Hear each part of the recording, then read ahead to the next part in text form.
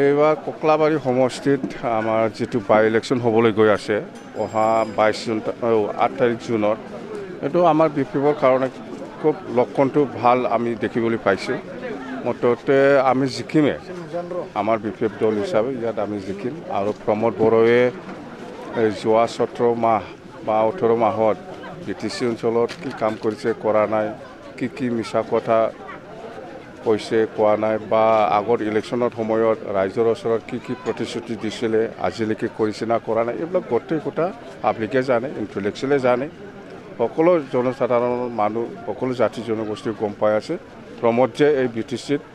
কোনো উন্নয়নৰ কাম কৰাৰ কোনো ধান্দা নাই তাৰ মানে অবজেক্টিভ নাই তাৰ ইয়াৰ মেইন উদ্দেশ্যটো হ'ল এই বিটিচিৰ পইচা আহাটো কেনেকৈ ওলাই পেলাই খাব পাৰে তাৰ কাৰণেহে সি মাথা মাৰি আছে এই 17 মাহত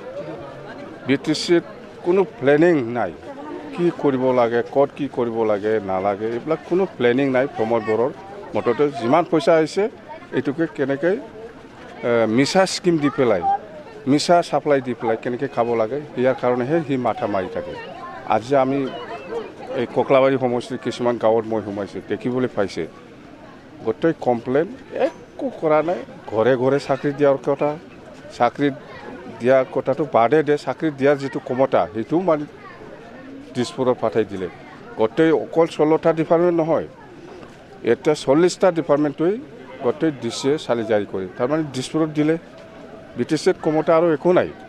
তো সি কেনেকৈ কাম কৰিব বিচাৰি আছে বিটিচি চুক্তিত যিখিনি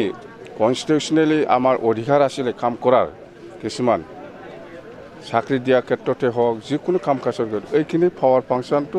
ৰম'দ বৰ'ই আজি চেছ কৰি দিলে আৰু বড়ো জাতিটো ধ্বংসই কৰিছে সি এই ৰম'দ বড়ো জাতি ধ্বংস কৰা মানুহে কোনোবা জেনেৰেল অসমীয়া বা মুছলিম বা কোনোবা আদিবাসী বা কোনোবা নেপালী বা কোনোবা হৰণীয়া বা কোনোবা মদাহী কোনোবা চতুৰ্ধৰৰ কাৰণে কাম কৰা মানুহ নহয় এই ৰম'দ বড়ো হ'ল আপচু প্ৰেচিডেণ্ট আছিল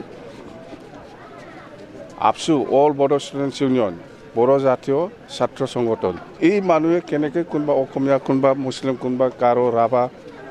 কোনোবা মদাহীৰ কাৰণে কোনোবা চতুৰ্ধৰৰ কাৰণে কোনোবা নেপালীৰ কাৰণে কোনোবা আদিবাসীৰ কাৰণে কোনোবা হৰণীয়াৰ কাৰণে কাম কৰিব জানো এইটো একদম মুঠতে ৰম'দ বড়ো চেছ চৰকাৰ অতি সোনকালে চেঞ্জ হ'ব এইটো 100% কথা